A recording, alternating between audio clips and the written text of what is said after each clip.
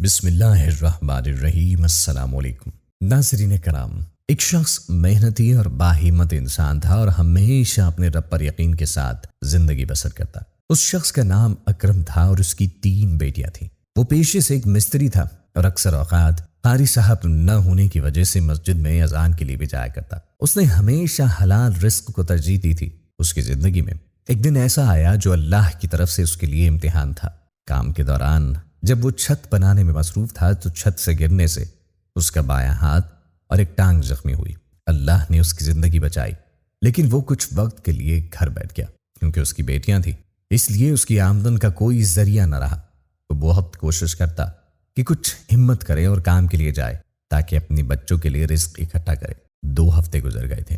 اب وہ تھوڑا بہتر محسوس کر رہا تھا۔ وہ دیواروں پر رنگ کرنے کے کام سے بھی واقف تھا اور سوچا ابھی مزدوری کرنا مشکل ہے مگر رنگ تو کر سکتا ہوں، لہٰذا صبح سویرے ہی وہ فٹ پاتھ پر بیٹھ جاتا تاکہ کچھ کام مل سکے۔ وہ گھر سے روزانہ نکلتا کیونکہ وہ ایک مستری رہ چکا تھا۔ کوئی بھی اس کو رنگ کے لیے نہ لے کے جاتا۔ وہ بے حد پریشان تھا کیونکہ اس کے بچے کافی دنوں سے بھوکے تھے۔ وہ کیا کرتا؟ آخرکار ایک دن محلے کے ایک امیر گھرانے میں شادی کی تیاریاں شروع ہو گئیں۔ ہر طرف شور ہی شور تھا۔ اکرم کا گھر اس امیر گھر کے بالکل پاس تھا۔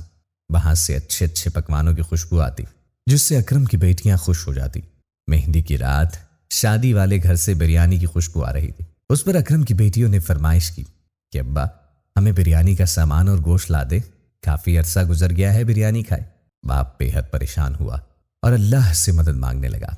اللہ کا کرنا کچھ یوں ہوا کہ شادی کی صبح امیر شخص کو اس کے ایک نوکر کا فون آیا کہ رات جتنے بھی جانور بندھے تھے وہ سب مر چکے ہیں، شاید چارے میں کوئی زہریلی چیز شامل تھی۔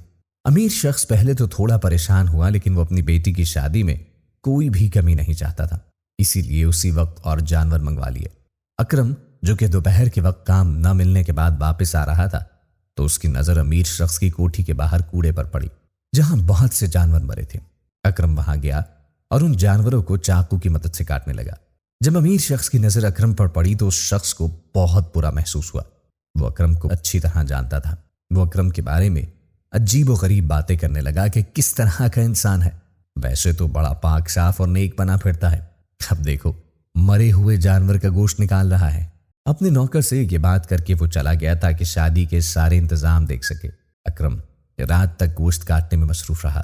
اسے اس سے کوئی فرق نہ پڑا کہ کون اس کو دیکھ رہا ہے اور اس کے بارے میں بات کر رہا ہے، بس وہ اپنے کام میں مصروف رہا۔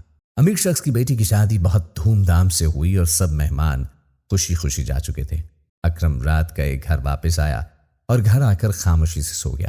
آج بھی اس کی بیٹیاں بہت مایوس ہوئیں۔ اگلی صبح ان کے اٹھنے سے پہلے ہی اکرم گھر سے جا چکا تھا۔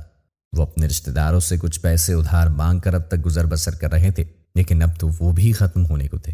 آج رات امیر شخص کی بیٹی کا ولیمہ تھا، تبھی سارے نوکر مصروف تھے اور امیر شخص کی بیوی رات کو تھک کے سوئی تو دن 12 بجے اس کی آنکھ کھلی۔ اس کو تھوڑا بھوک کا احساس ہوا۔ گھر کے نوکر مختلف کاموں کے لیے باہر تھے، اسی لیے اس کو کسی نے ناشتہ تک نہ پوچھا۔ ادھر اکرم کی بیٹیاں بہت خوش تھیں کیونکہ کافی دنوں بعد ان کے گھر گوشت آیا تھا۔ ان کی خوشی کی انتہا نہ رہی جب انہوں نے اپنے باپ کے ہاتھ میں گوشت دیکھا اور اس کے ساتھ بریانی کا سارا سامان بھی موجود تھا۔ انہوں نے اب تک بریانی تیار کر لی تھی۔ اکرم بہت خوش تھا کیونکہ اللہ نے اس پر اپنا فضل کیا اور اس کی بیٹیوں کی فرمائش پوری ہو گئی۔ اکرم کی بیوی نے کہا کہ آپ لوگ بریانی کھائیں، میں اسما آپا کو دیکھ کر ابھی آتی ہوں۔ رات ان کی بیٹی کی شادی تھی، پتہ نہیں آج ان کے گھر میں کچھ پکا بھی ہے یا نہیں۔ امیر شخص کی بیوی کا نام اسما تھا۔ جب اکرم کی بیوی بریانی لے کر وہاں پہنچی تو اسما آپا خوش ہو گئی۔ وہ کافی تھکی ہوئی تھی اور ان کو بھوک کا بھی احساس تھا۔ بریانی کی خوشبو ان کو اچھی لگی اور بریانی جو کہ دیکھنے میں بہت لذیذ تھی، اسما آپا نے کھانا شروع کی۔ اکرم کی بیوی وہاں سے جانے والی ہی تھی کہ وہ امیر شخص وہاں پہنچا۔ جب اس نے اکرم کی بیوی کو دیکھا تو اسے بہت غصہ آیا۔ اسما آپا حیران تھی کہ اس کے شوہر کو کیا ہو گیا ہے۔ اس امیر شخص کو جب پتا چلا کہ اس کی بیوی جو بریانی کھا رہی ہے وہ دراصل اکرم کی بیوی لائی ہے تو اس نے پلیٹ اپنی بیوی کے ہاتھ سے لی اور اکرم کی بیوی کو پکڑائی اور اس کو بہت برا بھلا کہا کہ تم لوگ خود تو حرام کھاتے ہو، اب ہمیں بھی کھلاؤ گے؟ تمہارا شوہر انہی جانوروں کا گوشت گھر لے کر گیا تھا جن کو کل ہم نے خراب ہونے کی وجہ سے کوڑے میں پھینکا تھا۔ اکرم کی بیوی روتی ہوئی وہاں سے گئی اور گھر جا کر اپنے شوہر کو پوری بات بتائی۔ اس کو یقین تھا کہ اس کا شوہر کبھی بھی اپنے بچوں کو حرام نہ کھلائے گا۔